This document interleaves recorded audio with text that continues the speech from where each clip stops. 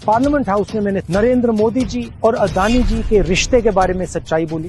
हिंदुस्तान के धन को किस प्रकार लूटा जा रहा है, ये सच्चाई पार्लियामेंट के रिकॉर्ड से मिटा दी गई। बिना एक्सपीरियंस के कोई भी बिजनेस शुरू करना और उस बिजनेस में देश के सबसे बड़े कॉन्ट्रैक्ट उठा लेना, प्रधानमंत्री जी ये जादू सिर्फ अदानी जी के लिए थी। नवंबर 2018 को प्रधानमंत्री नरेंद्र मोदी की अध्यक्षता में केंद्रीय मंत्रिमंडल की एक बैठक ने पब्लिक प्राइवेट पार्टनरशिप के तहत 6 हवाई अड्डों को प्राइवेटाइज करने के प्रस्ताव को इन प्रिंसिपल अप्रूवल दे दिया। फरवरी 2019 में सरकार के नजदीकी अडानी समूह को पीपीपी मॉडल के तहत लखनऊ, तिरुवनंतपुरम, जयपुर, अहमदाबाद, मैंगलोर और गुवाहाटी में 6 हवाई अड्डों के विकास, संचालन और रखरखाव का कॉन्ट्रैक्ट मिल गया। ये खबर ध्यान देने वाली इसीलिए है क्योंकि अडानी समूह के पास हवाई अड्डों के संचालन या प्रबंधन का कोई पिछला अनुभव था ही नहीं। ये कहानी मित्र काल के कब्जे राज की है। एयरपोर्ट पर कब्जा, पोर्ट पर कब्जा, रोड पर कब्जा, डिफेंस फोर्सेस पर कब्जा, मीडिया पर कब्जा, कोयले पे कब्जा, बिजली पर कब्जा और पूरी तरह भारत सरकार पर कब्जा। पार्लियामेंट हाउस में मैंने सच्चाई बोली। नरेंद्र मोदी जी और अदानी जी के रिश्ते के बारे में सच्चाई बोली। हिंदुस्तान के धन को किस प्रकार लूटा जा रहा है उसके बारे में सबूत देकर मैंने सच्चाई, ये सच्चाई पार्लियामेंट के रिकॉर्ड से मिटा दी गई। मेरे रिमार्क्स एक्सपंज कर दिए गए। ये देखिए रिश्ता। माननीय सदस्य पोस्टर प्लीज, पोस्टर नहीं, फोटो है सर, वो पोस्टर नहीं है। इसके बारे में मीडिया में कुछ नहीं आया, मीडिया ने कुछ नहीं बोला और जो सवाल मैंने प्रधानमंत्री जी से पूछे, सबूत देकर पूछे, उनका जवाब नरेंद्र मोदी जी ने नहीं दिया।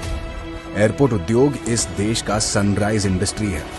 हमारी राष्ट्रीय सुरक्षा की दृष्टि से एक बहुत ही महत्वपूर्ण उद्योग है। देश के हवाई अड्डों पर नियंत्रण का अर्थ है देश के संसाधनों के एक बड़े हिस्से पर नियंत्रण। ये है एयरपोर्ट्स का अदानी द्वारा असली कब्जा।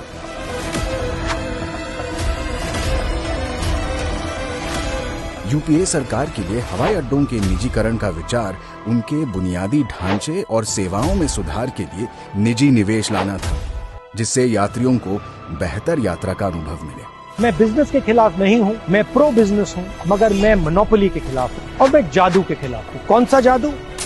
609 से 2 का जादू, 4 से 14 का जादू, 0 से 6 का जादू। वो कहते हैं ना, हर किसी को मुकम्मल जहां नहीं मिलता, ये प्रधानमंत्री के फेवरेट मित्र पर लागू नहीं होता। उन्हें जमीन, समुद्र, आसमां सब कुछ है मिलता। एक व्यक्ति जिसने एयरपोर्ट कभी नहीं चलाया, जो एयरपोर्ट बिजनेस को समझता ही नहीं है, उसको हिंदुस्तान के सबसे प्रॉफिटेबल एयरपोर्ट पकड़ा दिए गए। सरकार झुक गई और अडानी समूह के पक्ष में नियम बदल दिए गए। कॉन्ट्रैक्ट के लिए बोली लगाने से पहले और बोली लगाने के बाद हवाई अड्डा क्षेत्र में पूर्व अनुभव की आवश्यकता को खत्म कर दिया गया।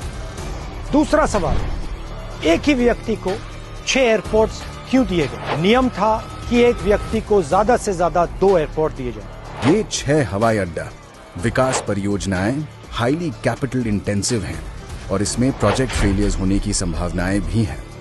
और यदि कोई परियोजना विफल होती है तो विफल परियोजनाओं को लेने के लिए अन्य सक्षम बोलीदाता उपलब्ध होने चाहिए। एक और सवाल, जब यह निर्णय लिया गया, airport authority of India, unions, finance ministry और नीति आयोग सब ने ऑब्जेक्ट किया और कहा कि यह निर्णय गलत है। इनके ऑब्जेक्शन को किसने ओवरटर्न किया और क्यों?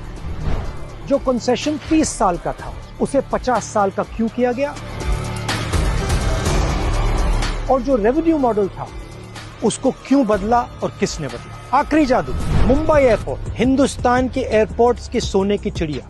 मुंबई एयरपोर्ट के ऑपरेटर पर एजेंसीज का दबाव, सीबीआई, ईडी, और जैसे ही मुंबई एयरपोर्ट्स के ऑपरेटर अदानी जी को एयरपोर्ट ट्रांसफर करते हैं, वैसे ही एजेंसीज उनको क्लीन चिट दे देती। मैंने ये सारे मुद्दे उठाए और ये सुनिए नरेंद्र मोदी जी का जवाब। तुम्हारे पांव के नीचे कोई जमीन नहीं। कमाल ये है कि फिर भी तुम्हें यकीन नहीं। प्रधानमंत्री जी ने शायद दुष्यंत जी कि कविता की अगली 2 पंक्तियां नहीं पढ़ी। मैं बेपनाह अंधेरों को सुबह कैसे कहूँ, मैं इन नजारों का अंधा तमाशबीन नहीं। सच्चाई बोलना, सच्चाई का सामना करना हमारे देश की हिस्ट्री, हमारे देश का इतिहास है।